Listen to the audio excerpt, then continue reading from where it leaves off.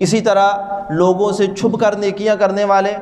کہ کتنے ایسے واقعات ہیں کہ فلاں انسان کی مدد کر رہے ہیں اور کسی کو علم ہی نہیں ہے، کسی بڑھیا غریب نابینا عورت کی گھر میں جا کر صفائی کرتے ہیں، پانی بھرتے ہیں، ان کے لیے کھانے کا اہتمام کرتے ہیں اور کسی کو علم بھی نہیں ہوتا۔ اور ایسے کتنے واقعات ہیں کہ مہمان نوازی کرتے ہیں، اور کوئی مہمان آتا ہے سب سے پہلے ان کا دعویٰ ہوتا ہے کہ میں ایسا کرنے والا ہوں۔ جب ہجرت کر کے مسلمان مدینہ میں گئے تو اللہ کا گھر تعمیر کرنا تھا مسجد نبوی کے لیے، وہ 2 یتیم بچوں کی جگہ تھی، تو انہوں نے یہ آفر کی کہ یا رسول اللہ ہم اللہ کا گھر بنانے کے لیے جگہ فری میں دیتے ہیں، لیکن آپ صلی اللہ علیہ وسلم نے اس بات کو گوارا نہیں کیا کہ یتیم بچے ہیں جن کے پاس یہی ملکیت ہے وہ دین کے لیے دے دیں، پہلے یتیم میں زندگی کیسے گزاریں گے؟ آپ نے اس بات کو قبول نہیں کیا۔ تو حضرت ابوبکر رضی اللہ تعالیٰ عنہ تھے، انہوں نے ان بچوں کو پوری مسجد کی قیمت ادا کر دی۔ تو یہ نیکی دیکھیں کہ کتنے 100 سال گزر چکے کہ انہوں نے اللہ کے گھر کے لیے یہ رقم دی تھی، اس وقت سے لے کر اب تک وہ مسجد آباد ہے۔ تو کیا خیال ہے کہ اب جو وہاں نماز پڑھتے ہیں، کوئی بھی نیکی کرتے، دنیا جہاں کے کونوں سے جاتے ہیں، اس کا اجر ان کے لیے نہیں ملتا ہوگا؟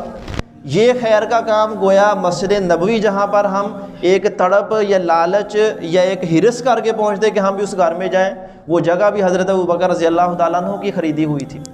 پھر اس طرح کی ہزاروں ان کی نیکیاں ہیں کہ جن کا تذکرہ کیا جائے تو مطلب بہت وقت درکار ہوگا، لیکن وہ سب کچھ اللہ کے دین کے لیے کر رہے ہیں۔ کبھی دعویٰ نہیں کیا کہ میری اس نیکی کا تم بدلہ دو، میں نے ایسا کیا اس کے بدلے کے طور پر تم مجھ کو بڑا مانو، یہ کبھی ان کی طرف سے ایسا دعویٰ نہیں تھا۔ پھر جب دیکھیں ان کو خلافت ملی، وہ قبول نہیں کرنا چاہتے تھے، وہ حضرت عمر سے کہہ رہے تھے کہ ہم تمہارے ہاتھ پر بیعت کرتے ہیں، لیکن حضرت عمر، حضرت ابو عبیدہ اور دیگر صحابہ نے کہا کہ نہیں، رسول اللہ صلی اللہ علیہ وسلم کی باتوں سے ہمیں معلوم ہوتا ہے کہ آپ ہی کو رسول اللہ صلی اللہ علیہ وسلم اپنے بعد خلیفہ دیکھنا چاہتے تھے۔ تو ان کی جب بیعت کی گئی تو بڑی بڑی ایسے کہہ لیں کہ تکالیف، مصیبتیں، اور وہ ان کے سامنے تھیں کہ اور کوئی انسان ہوتا شاید اس کو برداشت نہ کر پاتا، کہ جب ان کو خلافت ملی فوراً بعد کئی قبیلوں نے وہ اسلام سے مرتد ہو گئے، زکوٰۃ دینے سے انکار کر دیا، کہنے لگے کہ اللہ کے نبی کے زندگی میں نبی کو یہ حق تھا کہ وہ لوگوں سے زکوٰۃ لے، اب نبی نہیں رہے تو ہم زکوٰۃ بھی نہیں دیں گے۔ اب یہ ایک بڑا امتحان تھا۔ حضرت ابوبکر رضی اللہ تعالیٰ عنہ اکیلے ایک طرف ہیں اور سارے صحابہ ایک طرف ہیں۔ حضرت ابوبکر رضی اللہ تعالیٰ عنہ کہہ رہے ہیں کہ جو رسول اللہ صلی اللہ علیہ وسلم کی زندگی میں زکوٰۃ دیتا تھا میں اب بھی ان سے زکوٰۃ لوں گا، کیونکہ میں تو نبی کا خلیفہ اور ان کا نائب ہوں، اور یہ اسلام کا ایک رکن ہے۔ جو اس کا مطلب کیا ہے کہ لوگ ایک ایک رکن کا انکار شروع کر دیں اور اسلام کو سارے کا سارا اسلام چھوڑ جائیں۔ تو صحابہ کہہ رہے ہیں کہ وہ نماز بھی پڑھتے ہیں، انہوں نے اسلام قبول کیا ہے، باقی ارکان کو مانتے ہیں، تو آپ ان سے جنگ کیسے کرو گے؟ وہ تو مسلمان ہیں۔ لیکن حضرت ابوبکر رضی اللہ تعالیٰ عنہ کا ایمان اور یقین دیکھیں، پختہ اعتماد دیکھیں۔ کہتے ہیں کہ جو اللہ کے نبی کے دور میں ایک رسی بھی زکوٰۃ کے طور پر دیتا تھا، اگر وہ اس رسی کو بھی نہیں دے گا میں اس کے ساتھ بھی جہاد کروں گا، کہ لوگ دین کو ایک ایک عمل کر کے ایک ایک رکن کر کے چھوڑ دیں تو پھر دین باقی کیا بچے گا؟ تو بعد میں ان کی اس بات، ایمان اور یقین کی بنیاد پر سارے صحابہ نے پھر ان کی بات کو تسلیم کیا اور ان کے ساتھ جہاد ہوا، اور وہ دوبارہ دین اسلام میں داخل ہوئے اور زکوٰۃ دینی شروع کر دی۔ پھر اسی طرح حضرت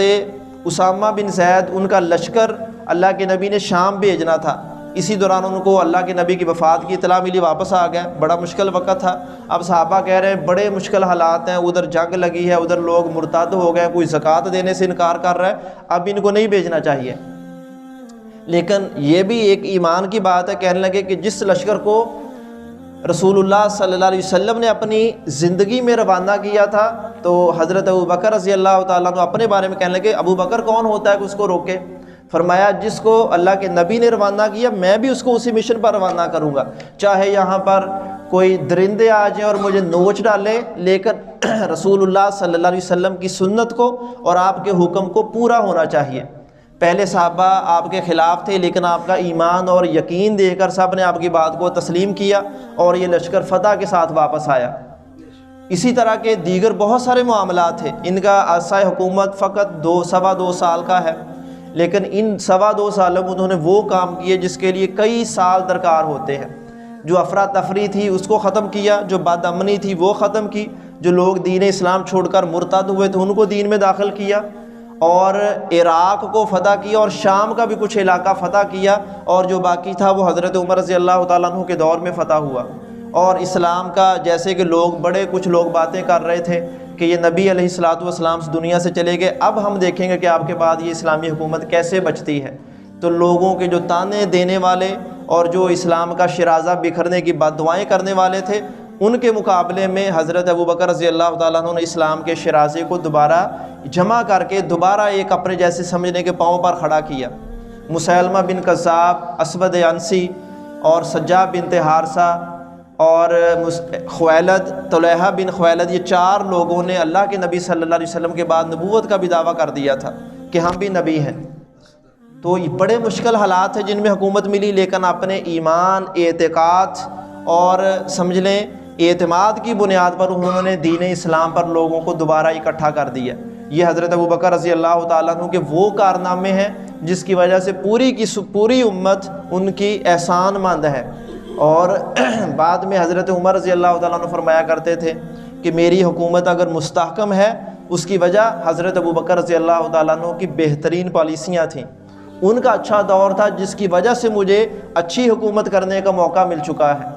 تو یہ حضرت ابوبکر رضی اللہ تعالیٰ عنہ کی زندگی کے چند واقعات ہیں، ان کے چند کارنامے ہیں، ورنہ تو بہت کچھ ایسا جس پر گفتگو ہو سکتی ہے، بیان کیا جا سکتا ہے۔ تو کوشش کریں موقع محل کی مناسبت سے خلفائے راشدین جن کی زندگی کہیں تاریخ پیدائش ہے، کہیں تاریخ وفات ہے، تو جہاں موقع ملتا ہے تو ان کی زندگی کے بارے میں پڑھنے کی کوشش کریں، کیونکہ یہ ایک عام بات نہیں ہے بلکہ اللہ کے نبی صلی اللہ علیہ وسلم کا حکم ہے کہ تمہارے اوپر میری اور میرے خلفائے راشدین کی سنت پر عمل کرنا واجب ہے۔ تو ان کے طریقے اور سنن کو جانیں اور اس کے مطابق اپنی زندگیوں کو بنانے کی کوشش کریں، خود بھی پڑھیں، اپنے بچوں کو پڑھنے کی تلقین کریں۔ اللہ رب العزت ہمیں اس کی توفیق عطا فرمائے۔ صحابہ اکرام خصوصاً خلفائے راشدین اور خاص طور پر حضرت ابوبکر رضی اللہ تعالیٰ ان کے ساتھ ہمیں اللہ تعالیٰ دلی محبت بھی نصیب فرمائے، ان کے سنت اور طریقے پر عمل کی توفیق عطا فرمائے۔ وآخر دعوانا ان الحمد للہ رب العالمین۔